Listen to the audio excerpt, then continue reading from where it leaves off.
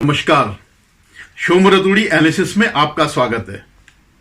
साथियों, कल राज्यसभा के चुनाव हुए 2-3 राज्यों में, 3 राज्यों में, कर्नाटक में, यूपी में और हिमाचल प्रदेश में।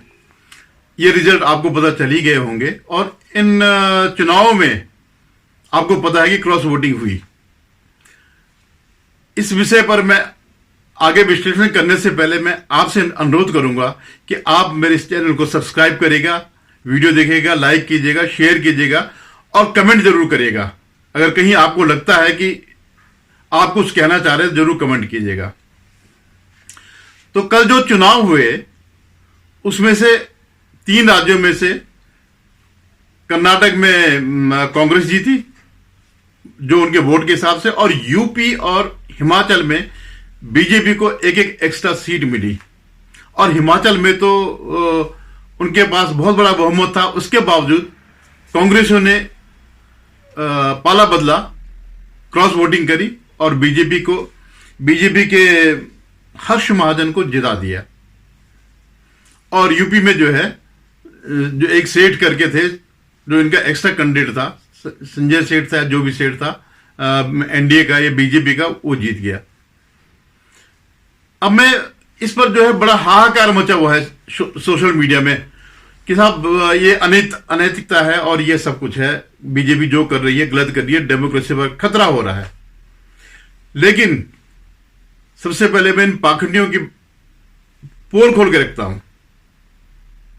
ये तो 2-4 लोगों ने क्रॉस वोटिंग करी, लेकिन जब महाराष्ट्र में पूरी शिवसेना जो बीजेपी के साथ लड़ी और वो विपक्ष में बैठ गई, उस कांग्रेस और एनसीपी के साथ उसने सरकार बनाई जिनके खिलाफ वो लड़े थे। और सिर्फ उसमें नहीं लड़े थे, बल्कि लंबे समय से लड़ते आ रहे हैं। जब से शिवसेना की स्थापना हुई तब से वो लड़ते आ रहे हैं उनके खिलाफ, और उनका नेचुरल एलाय जो है बीजेपी था।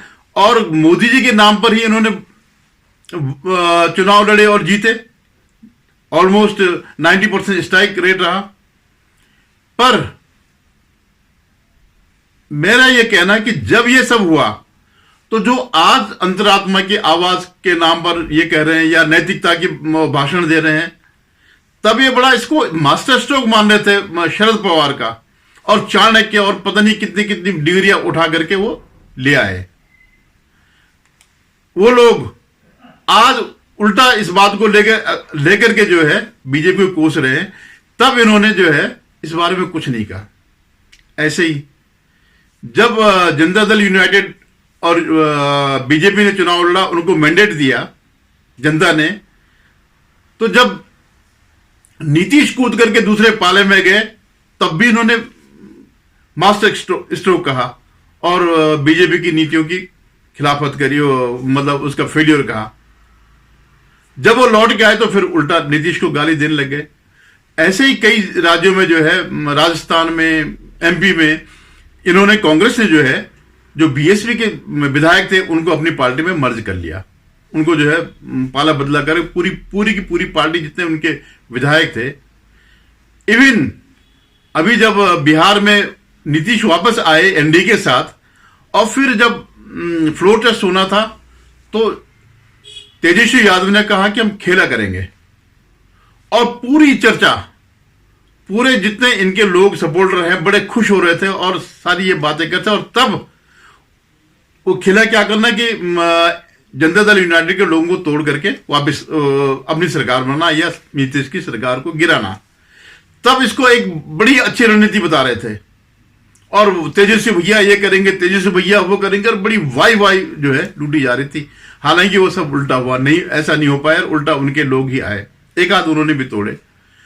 इवन अभी इन्हीं राज्यसभा चुनाव में कर्नाटक में बीजेपी के 2 लोगों ने पार्टी लाइन से हट गए, एक एब्सेंट था और एक ने जो है इनको वोट किया। तब इनकी नैतिकता नहीं होती है।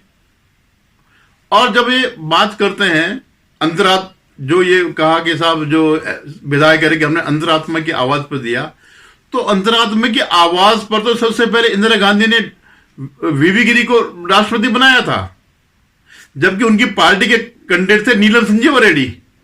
वो नहीं चाहती थी। तो उन्होंने अपने सांसदों को कह दिया कि आप सब सांसदों और विधायकों सबको कह दे कि आप अंतरात्मा की आवाज पर वोट दें, और वीबी गिरी नीलम संजीव रेड्डी को हरा करके जीत गए। तो ये सब पाखंडी है। अब मैं कारण बताता हूं कि क्यों ये जो विपक्ष के विधायक जो है क्यों बीजेपी की तरफ गए। इसके पीछे सिर्फ एकमात्र कारण है, वो है राहुल गांधी। जिस तरह से राहुल गांधी ने अपनी छवि हिंदू विरोधी बना दी है मुस्लिम वोटों को लेने के लिए, उसे उत्तरी भारत में, पश्चिम भारत में, मध्य भारत में जितने भी कांग्रेसी हैं उनको अपना पॉलिटिकल कैरियर खत्म होता नजर आ रहा है। हिमाचल में अगर आप मर्यादा पुरुषोत्तम भगवान राम का विरोध करेंगे तो वहां के लोग क्या मानेंगे? क्या उस पार्टी से जुड़ा रहना चाहेंगे? जब इनको निमंत्रण पत्र दिया था प्राण प्रतिष्ठा में शामिल होने के लिए तो सुख ने मना कर दिया था। लेकिन आदित्य विक्रम सिंह जो प्रतिभा सिंह और वीरभद्र सिंह के बेटे हैं और मंत्री हैं, जिन्होंने आज इस्तीफा भी दे दिया, वो चले गए। उन्होंने भगवान राम के उस समारोह के जो है दर्शन किए, या आगे किए पीछे किया, उस दिन किए। तो ये उस दिन से ही पता चल गया था कि राहुल गांधी की जो भी ये हिंदू विरोधी नीति है उसमें कोई कांग्रेसी साथ में नहीं है, कम से कम सनातनी साथ में नहीं है। और जो ये बात अभी तक केवल जो बात कही जा रही थी कि उत्तर भारत, मध्य भारत, पश्चिम भारत तक ही मामला सीमित है, नहीं, अब ये पूरे दक्षिण तक फैल गया है। अब 2024 के जब रिजल्ट आएंगे तो आप देखिएगा चमत्कारिक रूप से जो है ये सब होने जा रहा है। जहां बीजेपी की एंट्री नहीं थी वहां बीजेपी पहुंचने वाली है। तो ये जो है जितने भी ये सब हो रहे हैं, इवन यूपी में अखिलेश कहते हैं कि साहब हम तो पीडीए वाले हैं। कि पीडीए क्या हुआ कि पिछड़े, दलित और अल्पसंख्यक। पिछड़े जो है, जो इनकी जाति है 4-5% है, दलित से इनका कोई नाता नहीं है, सिर्फ सारा मामला अल्पसंख्यक वोट के लिए। अल्पसंख्यक वोट के लिए ये हिंदू द्रोही हो रहे हैं। ये इनके पिताजी भी सब रहे। अब जिस आदमी ने राजनीति करनी है जो हिंदू है, तो वो क्या भगवान राम के या सनातन धर्म के खिलाफ कर सकेगा? इनके उसमें क्या है कि पीडीए केवल 3 वो, हालांकि कुछ है नहीं, लेकिन जो भी उन्होंने नारा दिया 3, बाकी क्यों नहीं? आप करो ना करो, लेकिन क्यों आप एक्सक्लूड करते हैं बाकियों को? वो इस समाज के नागरिक नहीं है, वोटर नहीं है। जैसे किसी जमाने में जो है लालू यादव ने बिहार में नारा लगाया था, भूरा बाल साफ करो, मतलब भूमिहार, राजपूत और ब्राह्मण और ये सब चीजें जो है उनके खिलाफ नारा लगाया था। तो वही ये अखिलेश यहां पे कर रहे हैं। हालांकि अखिलेश को कुछ मिलने वाला नहीं है। और मैं आपको मजेदार बताऊं कि जिन्होंने सपा के खिलाफ वोट किया, सपा में रहते हुए उसके खिलाफ वोट किया, जो उनके साथ थे, उनमें ज्यादातर सवर्ण थे। राकेश पांडे हैं, अभय सिंह है, राकेश प्रताप सिंह है, मनोज पांडे हैं, विनोद चतुर्वेदी है, पूजा पाल और आशुतोष मौर्य। पूजा पाल वो जो राजू पाल जिनकी इन्हीं के लोगों ने हत्या कराई थी, उनकी पत्नी है, और आशुतोष मौर्य। तो यहां के लोगों को भी लग रहा है कि भाई अगर हम कांग्रेस और ये जो 2 पप्पुओं का जो गठबंधन है, अगर हम इनके साथ चिपके रहे तो हमारा पॉलिटिकल कैरियर खत्म है। तो मेरा कहना यह है कि ये एक खाली वो है, झांकी है एक, और आने वाला समय पूरी फिल्म आएगी। देखिए क्या है, पूरा लुबे लुभाव ये है, जो राम का नहीं है वो किसी काम का नहीं है।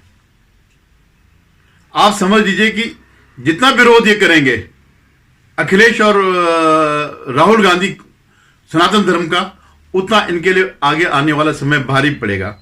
और इस बात को वो भी जानते हैं। एटलीस्ट यूपी में एक सीट भी कोई जीतने की स्थिति में नहीं है। ऐसे पूरे देश में जो है, जितना आप हिंदुओं को प्रताड़ित करोगे, जितना आप हिंदुओं का अपमान करोगे, कहीं ना कहीं आत्मा जाग रही है। ये कम्युनलिज्म नहीं है, ये एक दबा कुचला हिंदू जिसे 75 साल से जो है दूसरे दर्जे का नागरिक के रूप में ट्रीट किया जा रहा था, उसका वो है, ये प्रतिरोध है, उसका स्वाभिमान जाग रहा है कि आखिर हमने आजादी की लड़ाई लड़ी, हमें क्या मिला? दूसरे दर्जे का नागरिक। तो आप देखिएगा अभी तो इन 2-3 राज्यों में ही हुआ है, आगे भी बहुत, अभी जो है ताजा जो खबर आई कि बिहार में कांग्रेस का एक विधायक और आरजेडी के विधायक बीजेपी मिल गए। तो ये दिखा रहा है, ट्रेंड दिखा रहा है कि 400 पे कैसे जाना है। धन्यवाद, आज इतना ही सही। एक बार पुनः निवेदन है कि आप मेरे चैनल को सब्सक्राइब करिएगा।